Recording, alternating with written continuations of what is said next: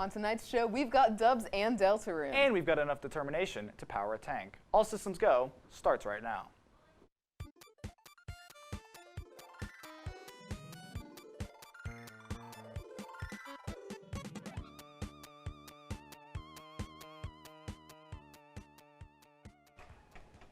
Hello, welcome to All Systems Go, the only show that's thinking with portals. But is smart enough not to breathe in moon rock dust. I'm Jenica Jevel. And I'm Nick Noel. Let's get into it. In a surprise announcement, Toby Fox revealed that Deltarune Chapter 2 will be released on Mac and PC on September 17th.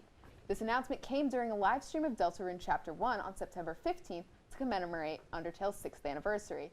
The live stream was hosted by 3 dads from the gaming merchandise retailer Fangamer and featured hideous dad shirts, canned laughter, and commentary from Toby Fox himself via skateboarding annoying dog and a text-to-speech voice. Deltarune is the follow-up to Toby Fox's award-winning indie RPG Undertale. Deltarune Chapter 2 released free, but the next 3 chapters may be pay-to-play. Legendary writer, director, and all-around British legend Christopher Nolan has revealed new details about his next film. The unnamed project follows the real-life story of theoretical physicist Robert Oppenheimer and his role in the development of the first atomic bomb. Nolan has gone with Universal to produce the film, ending an over 20-year partnership with Warner Brothers. There's no set release date as production hasn't even begun yet, but coming from the creator of Inception, I wouldn't sleep on this movie. In an age where it feels like we are dominated by superhero content, Marvel never monkeys around. On Monday afternoon, Marvel announced their upcoming animated Hulu series, Hit Monkey. The series follows a Japanese snow monkey voiced by Fred Tassari, who becomes an assassin to take down Tokyo criminal underworld after the ghost of an American mercenary contacts him. The show is rated M for monkey, as the main character is presumed to go bananas. All 10 episodes of Hit Monkey will premiere on November 17th. Well, Far Cry fans, life just got a little more bearable. Yesterday, FunForge announced a partnership with Ubisoft to release a Far Cry Beyond tabletop board game set to release in 2022. No specific details about the game have been announced yet, but the name Beyond has fans speculating that the game will incorporate multiple themes and characters from several of the video games. The announcement of Far Cry Beyond comes just shy of Far Cry 6's release of October 7th. Tom Hanks is returning to Apple TV as the survivor of a solar flare-induced apocalypse in the upcoming movie Finch. The film follows Hanks, his dog Goodyear, and a robot as they search for salvation from an approaching storm set to wipe out everything in its path. The movie will follow a somewhat coming-of-age style arc as Hank's character Finch teaches his robot, Caleb Laundrie Jones, the wonders of life and how to take care of Goodyear after he is gone. Finch will be available to stream on November 5th. Today marks the 10th anniversary of Dark Souls' release, and fans are celebrating across the internet. When released back in 2011, people were blown away by the groundbreaking world design, cryptic storytelling, and intuitive combat. Dark Souls pioneered a whole new type of game, the Souls-like, one with a tough but fair challenge and non-linear storytelling. This format has inspired some of the greatest games of all time, but we'll never forget the OG. Thank you, Dark Souls. Up next, after the break, Max gives an in-depth review on the Owl House. And I'm going to talk to you about superhero movies. All Systems Go. We'll be right back.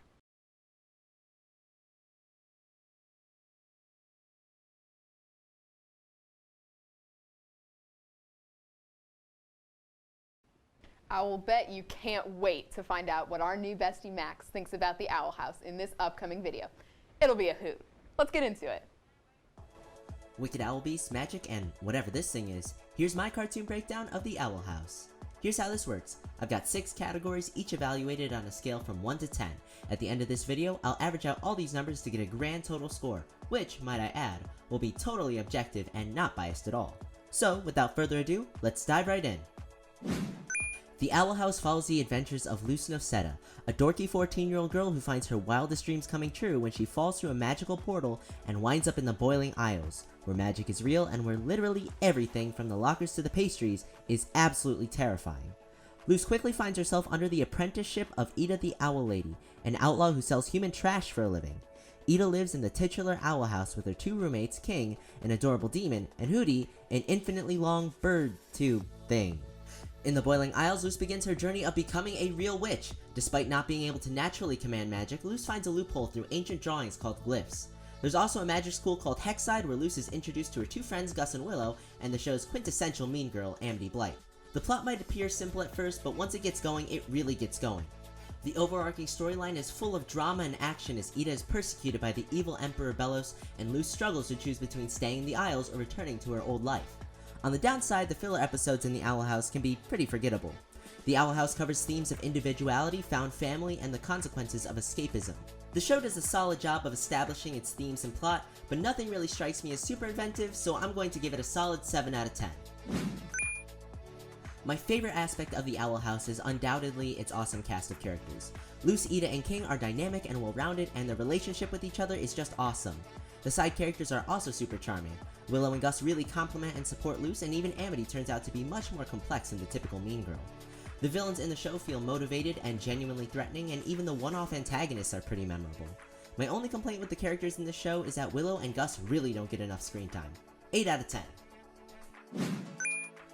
To me, the art of the Owl House is probably the least attractive thing about it. Nothing really sticks out to me as especially creative or stylistically appealing, and the character designs just feel flat. The saving grace here is that the Bosch-esque influences in the show's visual direction really make for some awesome monsters and horrific imagery. 6 out of 10. I'd be remiss if I didn't specifically mention the animation in the Owl House, particularly the fight scenes. All the major fight scenes in the show are well choreographed, dynamic, creative, and absolutely epic. Animation is a solid 8 out of 10. I'm going to be honest, the humor in the Owl House is a hit or miss for me, but I'm going to chalk that up to the fact that I'm a grown man and way out of their target demographic. Regardless, the show still has some witty one-liners that get me. I'll give it a safe 7 out of 10. The Owl House is produced by Disney, which we all know has a shaky reputation when it comes to LGBT+ representation. But the Owl House features a canonically bisexual Latina main character, a lesbian love interest, a canon non-binary character who uses they/them pronouns, a canon queer main character, and a character with 2 dads. And the show handles these characters with such an awesome level of grace and maturity. There's also some representation for different ethnicities, and with Luz canonically having ADHD, it's got some cool neurodivergent rep as well. However, there's always room for improvement, so I give this a 9 out of 10. Well, that's everything. After tallying up the scores, I officially give the Owl House a total rating of 7.5. So if it's not already on your watch list, add it now, because the second half of Season 2 is coming soon and you won't want to miss it. From Man of Steel to the Suicide Squad, DC's films have undergone quite the transformation. Let's see what they've been up to. After Marvel released Avengers in 2012, it became pretty clear that not only were cinematic universes possible, but were extremely successful and popular. So naturally, Marvel's age-old and consistently more successful competitor DC wanted in on the format. So they released Man of Steel a year later, which acted as kind of the kickoff to their cinematic universe. It made sense. Marvel starts with an origin story, DC does too. But then the next thing they released was the team-up film, Batman v Superman, featuring a bunch of characters that were never in anything previous, so the audiences weren't very familiar with the actors or their portrayals of the characters. Now fast forward to 2017, where by this point DC has made one laughingstock, a single passable movie, and then an actual literal train wreck. So where did Warner Brothers go wrong with these films? Well, for starters, they rushed their Marvel format by going straight for the team-up instead of organically introducing the characters one at a time in their own films. So now they have to introduce a bunch of characters and tell a team-up story. Plus, halfway through production on Justice League, director Zack Snyder had to leave production of the film, so Warner Brothers replaced him with Avengers director Joss Whedon, making the final product feel like a soulless mess. If I had a nickel for every time a superhero film was ruined by studio interference, I would be next to Bezos on that rocket. So after Justice League, DC took the hint, something had to change. So they went back to doing solo films, to not only flesh out existing characters, but to introduce new ones as well. In general, the films during this era were more lighthearted and fun, but there was a little bit of an increased emphasis in director freedom, specifically you can see with films like Shazam and Birds of Prey. After Justice League, Warner Brothers had backed off with the studio meddling, but it wasn't gone completely. So during this damage control era, while there was more creative freedom, everything was still part of the same continuity like Marvel, which in hindsight, I don't think necessarily is a bad thing, but I think it limited the creativity that DC's known for. This was until 2019's Joker, which was very clearly the vision of one man, Todd Phillips. And for the first time since 2013, it wasn't part of any continuity. Joker's success signaled to Warner Brothers that director-led, contained stories were the way to go. And for the past few years, that's what we've been getting. And even the films that are in the main universe keep it pretty low-key. Personally, I've really enjoyed the new stuff DC's been putting out lately. And with projects like The Batman on the horizon, the future's looking pretty bright for DC's films. So that's it? What, we some kind of Suicide Squad.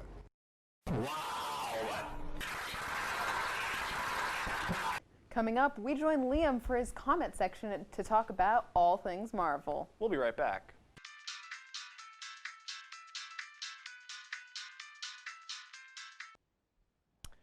Hey, what's up everybody, and welcome back to All Systems Go. I'm Liam, and tonight we're talking about all things Marvel Cinematic Universe. Now, to start things off, I wanted to ask, with Marvel experimenting with all these new TV shows on Disney+, I want to hear your guys' opinion on them. If you guys like them, not like them, if you guys want more of these kind of Marvel TV shows or not.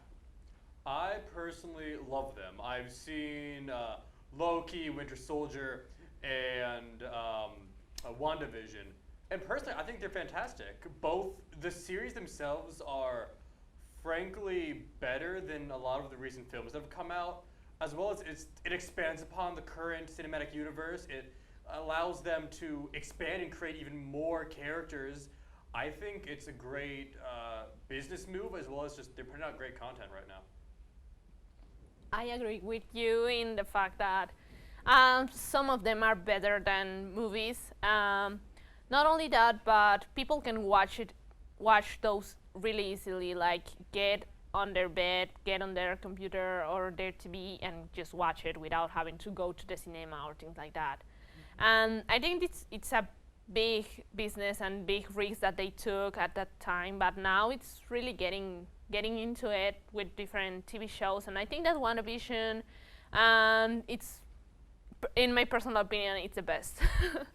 It's a good one. I would agree that WandaVision is the best. On the opposite end, though, I think Loki is the worst out of all of them.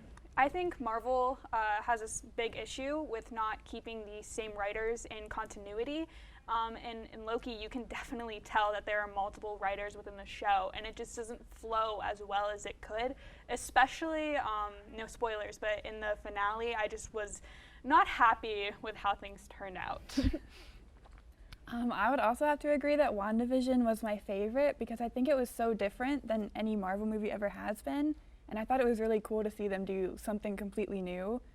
And Loki I was really disappointed in because he's one of my favorite Marvel characters, and I thought the TV show just could have been so much better and explored his character more, and I just think it wasn't as good as it could have been. It's kind of repetitive, you know, It is. like some things that you already seen in Thor movies or in Avengers are some kind of repetitive in Loki. Marvel definitely has a formula, and they stick to it. Yeah. I thought WandaVision was like the one out of the shows where they were actually trying different things a bit, and I was like, that's why I think WandaVision was the favorite out of the three of the, like, oh no, they're on What If now, so like the 4 new shows. All right, also there's been a lot of talks of multiverse going on, especially with the new Spider-Man movie No Way Home and Doctor Strange's movie that's going to come out I can't remember when that's scheduled for, but literally called Multiverse Madness. So what do you guys think about with all this multiverse talk? Honestly, so I think it's fantastic for DC. Venom, well, Venom is so hyped right now, and I think that this is going to be great for them if they can start getting, you know, if DC can break into Marvel, then they're only going to go up. Marvel, on the other hand, since Infinity War ended, they have been kind of going downhill. I think this will help them. However, really, I see this more as a win for DC. Yeah, Marvel right now, it's kind of in a situation that they have to really work out some things, like the movies that they are going to put on the cinemas or on Disney Plus or whatever they want. Because of some fans, I'm gonna get into that, really thought that Marvel was done after Endgame and Infinity War, and that's it for Marvel. But they have to try and get these fans that they already know, like the old Marvel, I'm gonna say, with this new Marvel, new characters, new people that they are taking, they have to try really, really hard to get them into it again. I would say I agree. I'm actually really, really excited for the multiverse. I'm a huge fan of Into the Spider-Verse. It's one of my favorite movies of all time.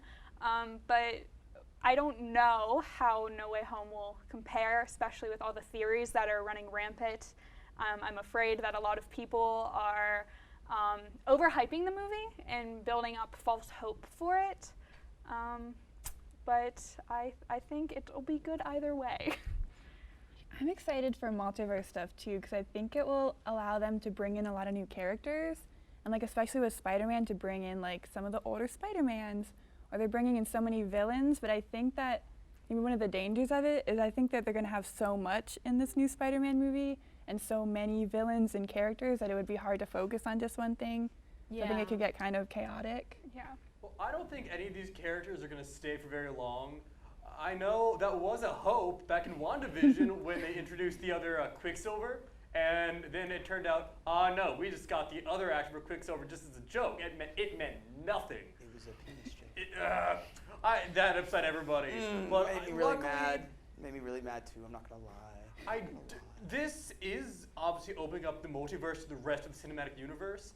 However, with that being said, I do expect this film to really be self-contained. At least all the other Spider-Mans, by the end of the film, they're gone. They're not coming back. Hopefully, some of these villains, I know people are so excited for Doc Ock. Hopefully, some of those characters will stay in the universe, but I would seriously bet my money on they come in for this, and by the end of the film, it's all been wrapped up and they're gone, back to normal. So yeah, talking about with a lot of villains and stuff, there was just, after hearing all that, I was just hearing, I was thinking to myself something else that's like, that could be brought in through multiverse, but it wasn't mentioned, X-Men. I mean, yeah, that goes back to just DC. Well, I guess that's Fox, but even then, that's just that will Sorry help about our- that, actually, I gotta cut you off there. Yeah, you're We are fine. actually out of time right now, and coming up after the break, the other Max takes us to a wonderful world of portals and guns. All systems go, we'll be right back.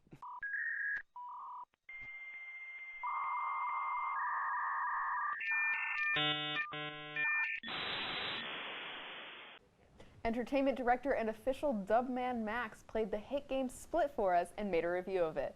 Let's see what he thought. Tell me, do you like Halo? Do you like Portal? Do you like jazz? I don't actually have anything for that last one, but if you answered yes to the first two, then boy oh boy do I have some good news for you. Splitgate is, well, it's Halo meets Portal. That's how it's been advertised, and let me tell you, there is no fake advertising here. Oh, and did I mention it's free? Splitgate plays exactly how you'd hope. You get a gun, and you get a portal. You can play the game like it's your average run-of-the-mill FPS, but that's a great way to die. If you want to get dubs, like me, then you need to use the portal gun. The portal gun works exactly like how it does in Portal. You have two portals that you can place onto these specific platforms. Once placed, you can travel through them, as well as shoot through them. But be warned, your enemies can also travel through. Frankly, the gameplay is fantastic. It's nearly identical to Halo, but with portal guns and jetpacks. The verticality and new tactics introduced by the portal system give Splitgate, dare I say, better gameplay than Halo. And did I mention it's free? It's important to mention that this is a multiplayer-only game. There is currently no single-player mode, however, the devs have mentioned the possibility of adding one. Being a multiplayer-only game can be a turnoff to some, but there is no shortage of things to do, let me tell you. To list all the game modes, there's Team Deathmatch, Free-for-all, King of the Hill, Domination, Capture the Flag, Team SWAT, Oddball, Insta-Give, VIP, Laser Tag, Fiesta, One in the Chamber, Gun Game, Takedown, Showdown, and VIP Takedown. As you can see, there is a lot to do in Splitgate, and I haven't even mentioned the competitive. Although, I wouldn't touch another competitive game with a 10-foot pole. Ugh. And did I mention it's free? There's tons of Yo, is that the Battle Pass? There's tons of customization, from weapon models to character armor to emotes. There's a lot of content here. And did I mention it's free? I wish I could say something negative about this game. Obviously, it's a semi-competitive first-person shooter.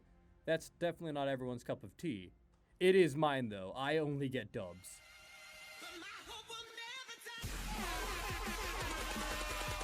But what negative things can you say about a game that's free?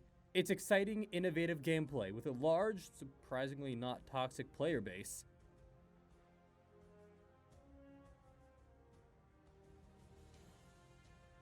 over a dozen distinct game modes, potentially hundreds of hours of content, tons of player customization, and did I mention it's free? Splitgate is free on the Xboxes, the PlayStations, Windows, and Linux. It's a fun, free-to-play game. If first-person shooters are your thing, then definitely check out Splitgate. Wow, that was a lot of stuff to talk about. I was probably the most excited about Deltarune. Same, honestly. I haven't played much of the first one. I was playing with my sister, and then she, went to college like a dingus. What a jerk.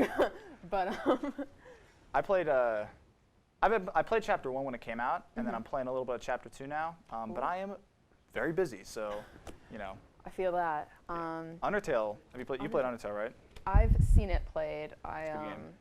Honestly, I'm a DS-like gamer. There's Chrono Trigger, which is like on the DS, which is like fairly similar to Undertale. Oh, interesting. I've seen the gameplay of Undertale. Honestly, gorgeous story. Love it so much. I will be getting it at some point. Sorry. I think we've talked enough. What does Max think? About Undertale? Yeah. Oh, well, let me tell you, I went as Sans Megalovania Undertale 2 years in a row for Halloween, and you know when that was? My junior year of college. That's right, baby, I still love it. I have never actually played Undertale, I should mention that. Yeah. What are you going for Halloween for this year? Probably Sans again, Yeah, he's from Smash. Why did he is from Smash! Yeah, he's in the Smash skin. now, and he's really good! Actually, it's a Mii Fighter costume. I still play him! You can get like the Undertale theme in the game, and it's really fun. You can dress up as Sans in real life and in the game. That's it, exactly. Have you ever played Smash as Sans in your Sans costume? That's a good question. Actually, I have. I played it on Halloween. That's actually the only DLC I bought. I don't buy DLC for Smash, but I did buy Sans. Actually, I lied. I bought the hero character for Smash because he has a move called Kamikaze, which blows you up and everyone around you. So whenever I do like 8-player Smash, I just spam that move. It's hilarious. That sounds very toxic. No, it's not. I really think that. They have another move called Magic Burst, where the character yells, "Magic Bursto!" And it's just a giant explosion. It kills everyone on the screen except for you this time. And it's really fun to do. I'm just glad you're not using Kirby. Oh. No, that's fair. Kirby sucks. No, yeah, Kirby sucks. Little demon. If you use Kirby, don't. Stop. Overpowered, honestly. Stop doing it. I used to do that move a lot. You suck him up, you jump off the edge, and you fly back up. That move's really funny, though. Dude, no, yeah, when I first started playing, like, Kirby was cool, I guess. But, like, stop using it. Let us know on Twitter. Do you want us to play Smash? Because that's the thing, we can easily do that. That's kind of overdone, but we can do that. Who's your main? My main? I think we should play my main Brawl. is Hero. It's fun. Definitely. I know for a fact we do have one specific cast member who does main Kirby, and she is not on very the show, offended. so. But she wasn't on tonight, so Can't really do anything about that. she can't really say anything. Yeah, unfortunately. So yeah, next week, Smash Brawl. Anybody? We gonna Brawl. We're gonna have to squash this beef next week with some Super Smash. It sounds like. Brawl. That's the worst one by far. It's poorly optimized. And that's all for tonight, folks. Be sure to check out back next Wednesday at 9 for more All Systems Go goodness. And check out our Twitter so you don't have to miss any news. I'm Nick Thaman. And I'm Jenica Jenick. This is All Systems Go, signing off.